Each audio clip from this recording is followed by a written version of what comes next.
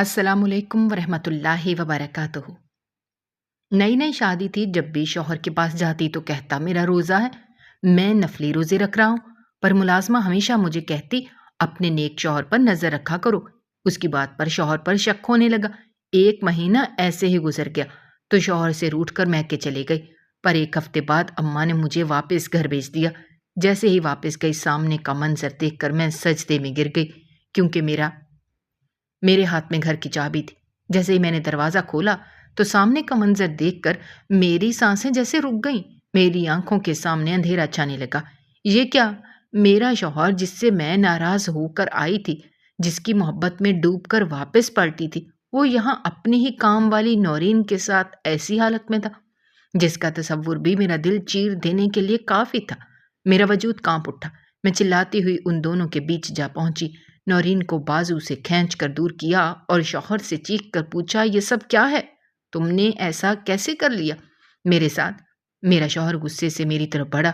उसकी आंखों में बेरहमी थी। बोला, सकीना खबरदार, जो तुमने नौरीन पर हाथ उठाया, हाँ, जो तुम्हें नजर आ रहा है वही सच है। ये सुनकर मेरी रूह जैसे लरस गई।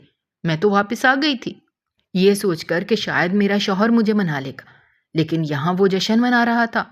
और फिर उसने मेरे सामने दोबारा से वो हरकत कर दी जो मैं कभी सोच भी नहीं सकती थी। मेरा नाम सकीना है।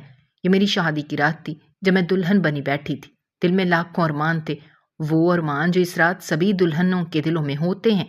पर अचानक दरवाज़ा खटका। मुझे लगा मेरा शौहर होगा, लेकिन ये वो नहीं थे।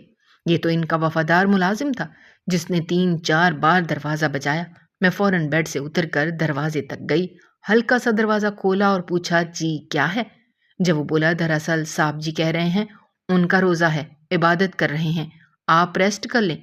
ये सुनकर मेरे पैरों तले ज़मीन निकल गई। दिल के जितने भी अरमान थे वो चकनाचूर हो गए। मुलाजिम वहाँ से चला गया और मैंने ज़ोर से दरवाज़ा बंद किया और ऊंधे मुंह बेड पर जा गिरी। दाढ़े मार मार कर रोने लगी। ये था मेरा नसीब। मेरे बाप ने मेरी शादी ज़बरदस्ती एक नेक और परहेजगार इंसान से तो करवा दी, लेकिन मेरे ख्वाबों का क्या हुआ? मेरे ख्वाब तो बिल्कुल टूट चुके थे। ये तो पहली रात की बात थी, लेकिन अब हर रोज़ यही होता था। हमारे बीच वो रिश्ता नहीं था जो मियाँ बीवी के बीच होता है। मैं रोज़ उस कुर्बत को तरसती रहती थी, पर मेरे शौहर जो इतने नेक थे, उन्हें ये अंदाज़ा ही नहीं था कि वो मेरा हक अदा नहीं कर रहे। एक दिन हिम्मत करके उनसे पूछ ही लिया कि असल बात क्या है, कुछ तो बताएं, मुझसे छुपा क्यों रहे हैं? जब वो बोले, देखो सकीना, ऐसी कोई बात नहीं है, मेरा रोज़ा होता है, मैं नफली इबादत करता हूँ, इस वजह से मैं अपना रोज़ा तोड़ नहीं सकता। मैं दंग रह गई कि ये कैसी बात है। मेरे शौहर अकड़ मिजाज के नहीं थे, बल्कि मुझसे भी और घर के मुलाजमों से भी बहुत नरमी से बात करते थे। यहाँ तक कि मेरी घर की मुलाजमा नौरीन से भी, जो सुबह सवेरे सफाई करने आती थी। मैं 12 बजे तक सो रही होती और वो घर की सारी सफाई कर चुकी होती। मेरे शौहर 9 बजे उठते थे और मुझे कभी नाश्ता बनाने को नहीं कहते थे। हर काम नौरीन ही करती थी। एक दिन खांसी का दौरा पड़ने की वजह से मैं सुबह उठ गई। जैसे ही कमरे से बाहर निकली, सामने का मंजर देखकर मेरे होश उड़ गए। मेरे शौहर के कहकहों की आवाज़ आ रही थी। वो किससे इतनी खुशी से बात कर रहे थे? आज तक तो मुझे देखकर एक बार भी नहीं मुस्कुराए। सामने का मंजर देखा तो नौरीन सफाई में मसरूफ थी, लेकिन साथ साथ मेरे शौहर से मजाक मस्ती भी कर रही थी। ये सब देखकर मेरा दिल जैसे छलनी हो गया था। दिल में एक गहरा शक बैठ गया था, कहीं ऐसा तो नहीं मेरा शौहर मुझे धोखा दे रहा है? यही सवाल मेरे दिल में हर रोज खंजर बनकर उतरता था, जो आज तक मेरे करीब ना आया, जिसे मेरी ख्वाहिश की, मेरे दर्द की, मेरे सुकून की जरा भी परवाह नहीं थी। मैं आईने में खुद को देखती तो एक खोखली औरत दिखती, जिसकी जिंदगी में ना कोई मोहब्बत थी, ना वो सुकून जो एक औरत चाहती है। मेरी उम्र ढल रही थी, लेकिन ख्वाहिशें बढ़ती जा रही थी। मेरा नफ्स बेकाबू हो रहा था। मैं इस कैद से आज़ाद होना चाहती थी। मैं अपने शौहर का लम्स चाहती थी, लेकिन उसे मेरी परवाह ही नहीं थी। एक दिन मैंने हिम्मत की, उसके करीब जा पहुंची। वो सो रहा था। मैंने उसके चेहरे को देखा, उसके पहलू में समाना चाहा, लेकिन उसने एक झटके से मुझे दूर कर दिया। गुस्से से बोला, तुम होश में तो हो? तुम जानती हो मैं रोजे से होता हूँ, इसलिए इस कमरे में नहीं आता। अब तो मैं फैसला कर चुका हूँ कि यहाँ कदम भी नहीं रखूंगा। उसके अल्फाज मुझे पत्थर बना गए। हफ्ते में एक बार जो मेरे पास आता था, अब वो एक लम्हे के लिए मुझसे दूर हो चुका था। मैं तंग आ गई थी। रोज रात की तन्हाई में आंखों से आंसू बहते थे। दिल में सिर्फ एक सवाल था, आखिर मेरी किस्मत में ये अधूरा भन क्यों लिखा था। फिर एक दिन फुरास खुला जिसने मेरे कदमों तले से जमीन खींच ली। मेरी मुलाजमा नौरीन कमरे में आई। मैंने उसे गुस्से से कहा, मेरे शौहर से दूर रहो, मुझे सब पता चल चुका है कि तुम दोनों के बीच क्या चल रहा है। वो हल्की मुस्कुराहट के साथ बोली, बीबी जी, ये तो आप अपने शौहर से कहें। जो कुछ उन्हें आपसे कहना चाहिए वो मुझसे कहते हैं। मैं क्या करूं, मैं भी एक औरत हूं, मुझे भी तो तरस आ ही जाता है। उसके ये अल्फाज सुनकर मेरा रंग उड़ गया, मेरी जुबान बंद हो गई। मैंने कहा, तुम कहना क्या चाहती हो?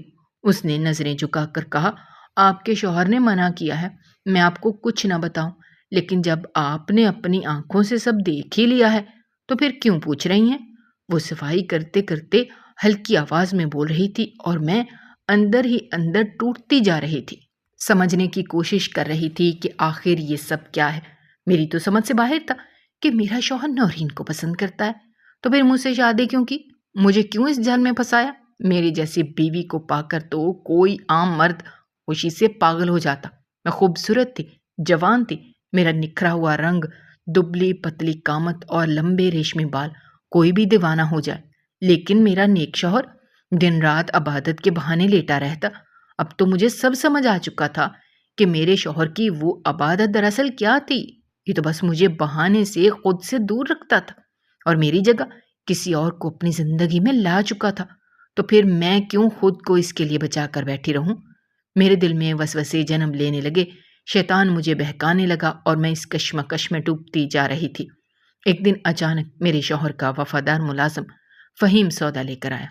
मैं किचन में थी, अपने ही ख्यालों में गुम, अपने लिए कुछ बना रही थी। जब मैंने पीछे मुड़कर देखा तो वो दरवाजे में खड़ा मुझे घूर रहा था। उसकी नजरों में एक अजीब सी चमक थी जिसे देखकर मेरा दिल दहल गया।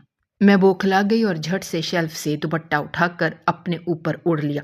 मैंने संजीदगी से पूछा, हाँ बोलो, क्या काम है? जब वो शर्माते हुए बोला, बीबी जी, मुझे आपसे एक बात करनी है। उसके चेहरे पर लाली फैल चुकी थी। मैं लर्ज गई, दिल की धड़कन तेज हो गई। मैं आहिस्ता आहिस्ता उसके करीब गई और कहा, हाँ बोलो फहीम, क्या बात है? उसने नजरें झुकाते हुए कहा, मुझसे वादा करें, ये बात आप साहब जी को नहीं बताएंगी। मैंने कहा, क्या बात है? कहने लगा, बीबी जी। और फिर अचानक उसने मेरा हाथ अपने हाथ में ले लिया। मेरे दिल की धड़कन जैसे रुकने लगी, दिमाग चीखने लगा, सकीना ये गलत है, तुम किसी और के निकाह में हो, ये तुम्हारे नफ्स का धोखा है। मैंने झटके से अपना हाथ छुड़वा लिया, लेकिन अगले ही पल उसने फिर मेरा हाथ थाम लिया और बोला, वादा करें ना बीबी जी, आप साहब जी को नहीं बताएंगी?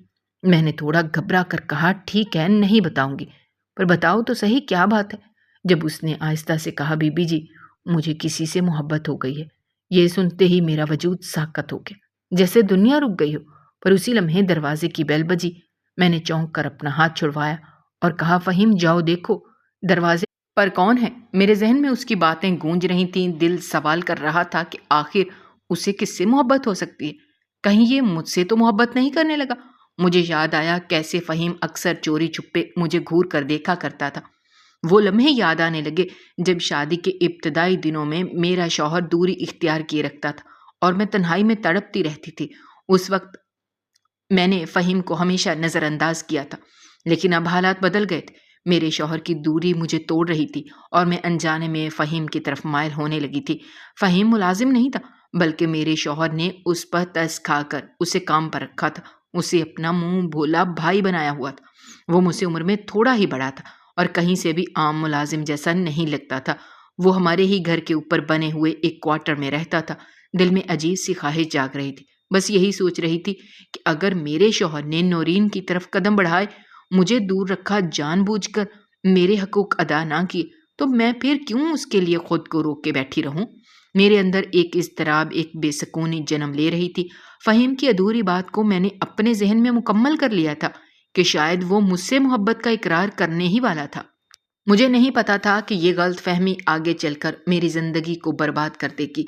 उस रोज़ के बाद फ़हीम घर से गायब हो गया, क्योंकि मेरे शौहर ने उसे किसी काम के सिलसिले में दूसरे शहर भेज दिया था। वो एक हफ्ता मेरे लिए किसी कैद की रातों की तरह था। बेसुकूनी और अजीब से ख्यालात मेरे दिलो दिमाग पर छाए रहते। فہیم کی غیر موجودگی نے بھی مجھے اور بھی کمزور کر دیا تھا۔ کبھی کبھار اس سے یوں ہی 2 4 باتیں کر لینا میرے دل کو سکون جو دے دیا کرتا تھا۔ دوسری طرف نورین تو جیسے گھر کی مالکن بن چکی تھی، روز صبح صبح میرے شوہر کے ساتھ ہی گھر آتی۔ ایک دن ضبط ٹوٹا تو میں نے نورین سے پوچھ لیا کہ کہاں جاتی ہو، تو اس نے نظریں چرا کر کہا صاحب جی سے پوچھ لو۔ میرے شوہر کی نظریں بھی زمین پر گڑی ہوئی تھیں۔ میرا دل اذیت سے بھر گیا، اب سب کچھ برداشت سے باہر ہو چکا تھا۔ میں اماں کے پاس چلی گئی، روتے روتے اماں سے کہا اماں میرے شوہر کا نورین کے ساتھ چکر ہے، آپ نے کس شخص سے میری شادی کر دی جو دنیا کے سامنے تو نیک معصوم عبادت گزار بنتا ہے، لیکن مجھے بیوی سمجھ کر میرا حق ادا نہیں کرتا۔ میں پاس جاؤں تو کہتا ہے میں روزے سے ہوں، میرا وضو ٹوٹ جائے گا۔ اماں یہ کیسی نیکی ہے؟ اماں نے میری بات سن کر سر پیٹ لیا۔ پگلی کیسی باتیں کر رہی ہو، یہ کیسی بدگمانی ہے؟ تمہارے شوہر جیسا نیک مرد قسمت والوں کو ملتا ہے۔ سب رشتے دار رشک کرتے ہیں کہ تمہیں کتنا نیک شوہر ملا جو عبادت گزار بھی ہے اور پیسہ بھی کماتا ہے، خدا کا شکر ادا کرو۔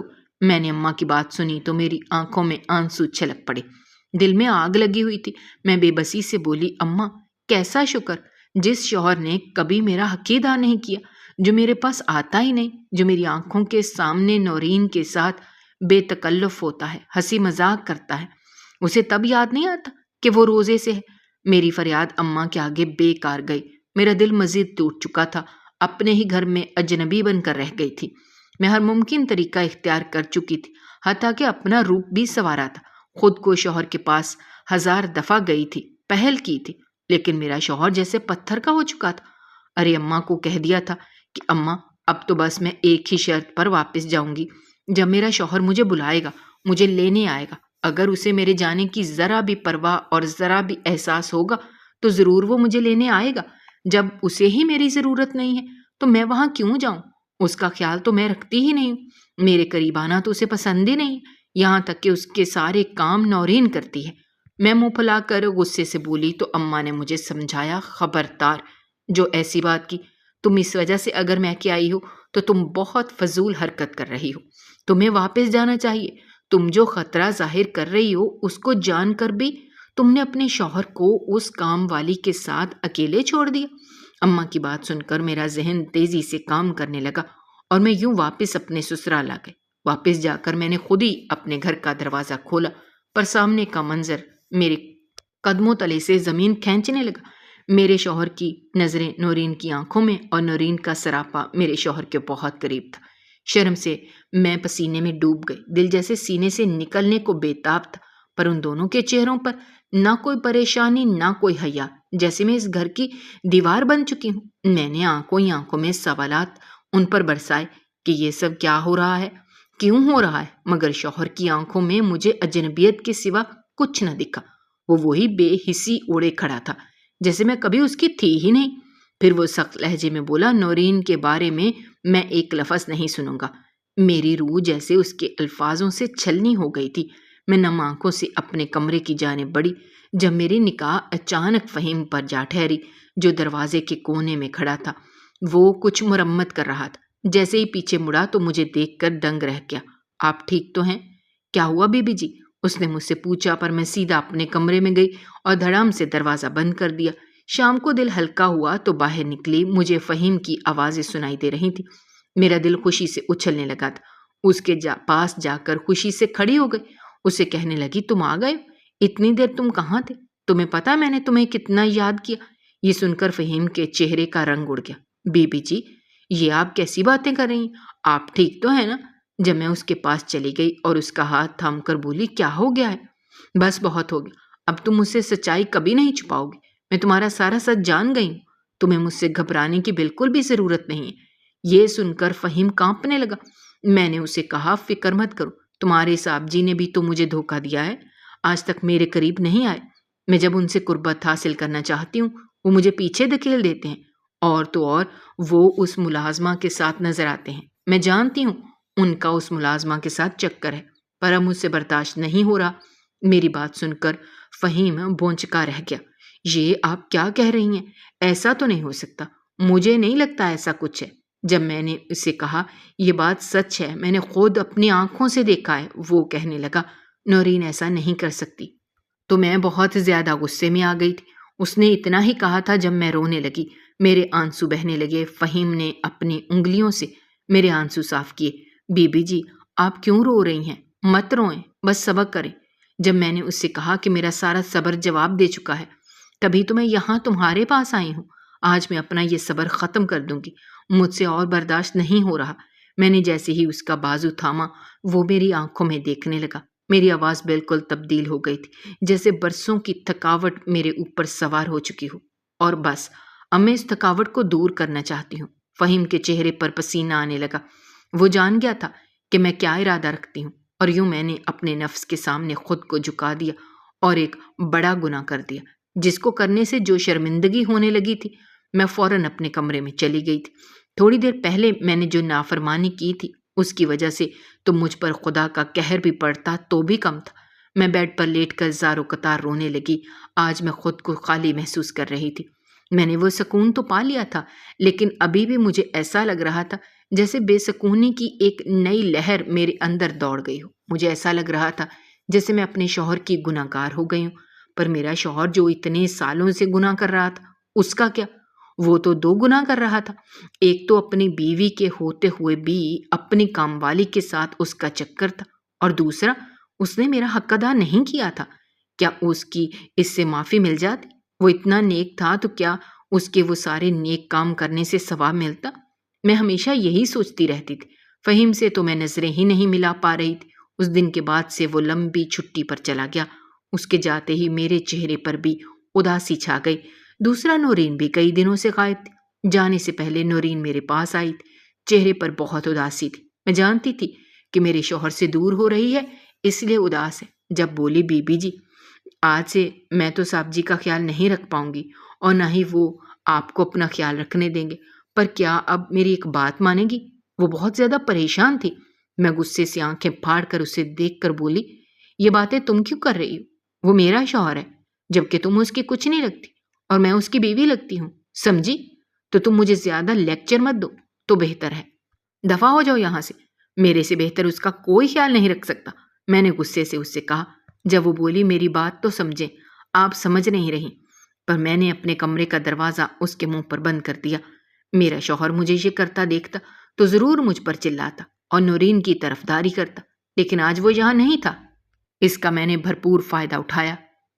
اس کے غائب ہونے کے فوراً بعد اچانک میرے شوہر کی طبیعت بھی بگڑنے لگی۔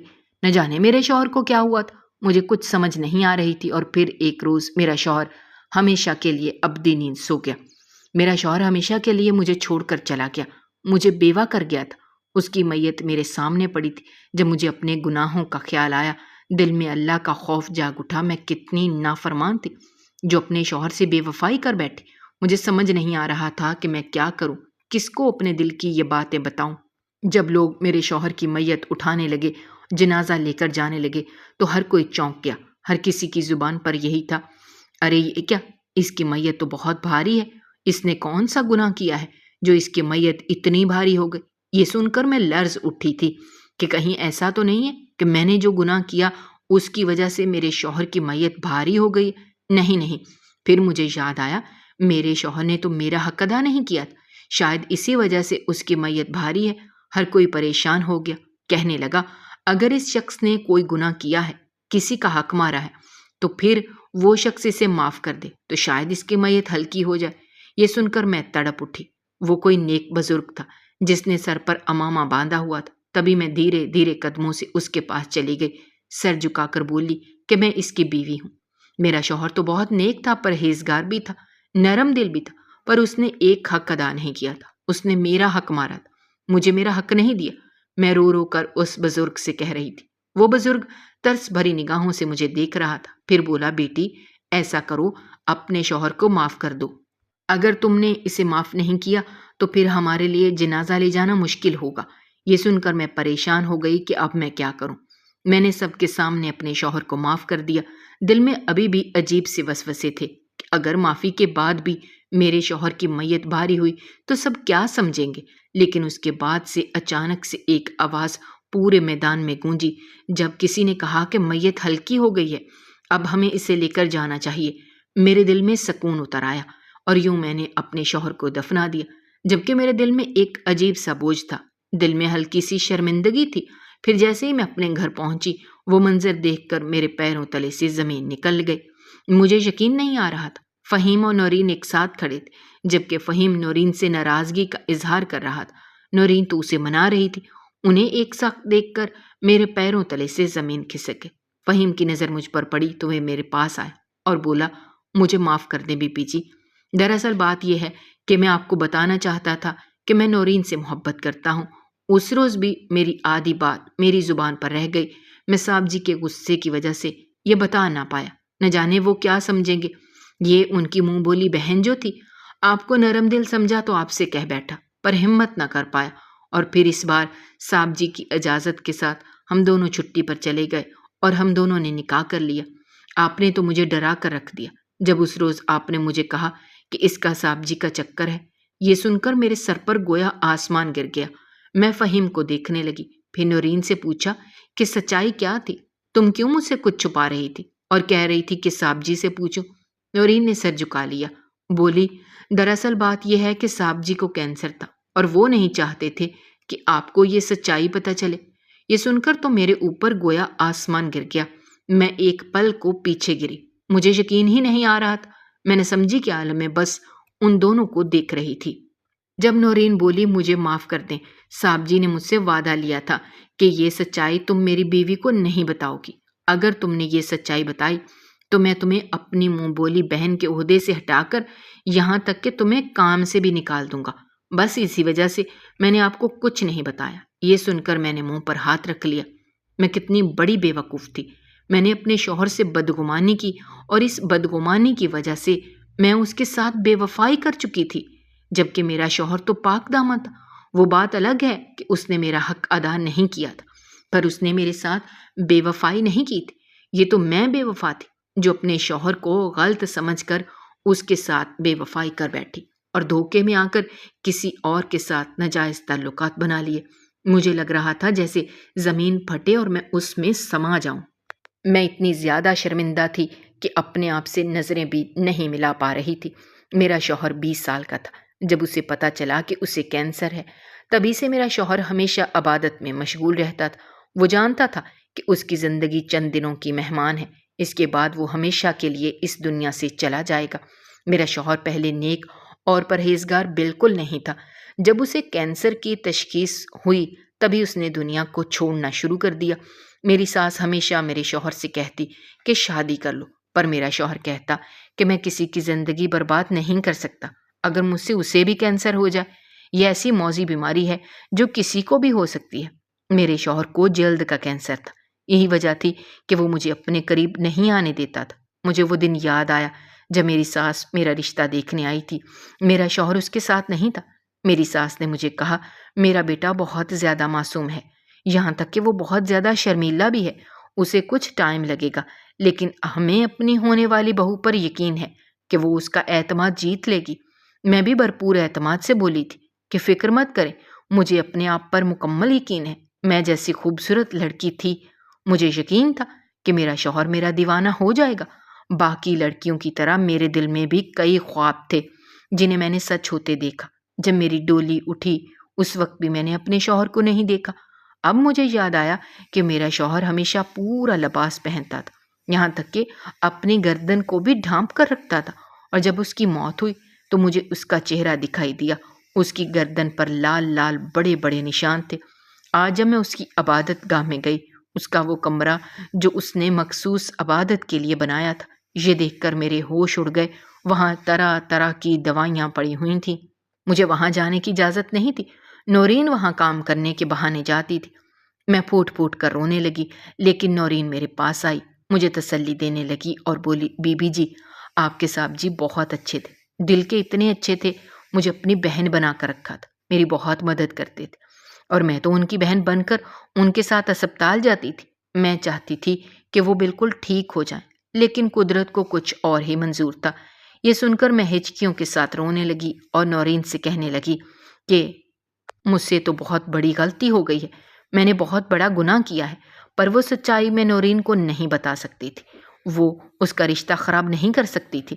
میری ساس نے مجھے اپنے پاس بلایا، میں ان کے پاس چلی گئی تھی۔ ابھی تک میرے چہرے پر وہی بے فکری تھی۔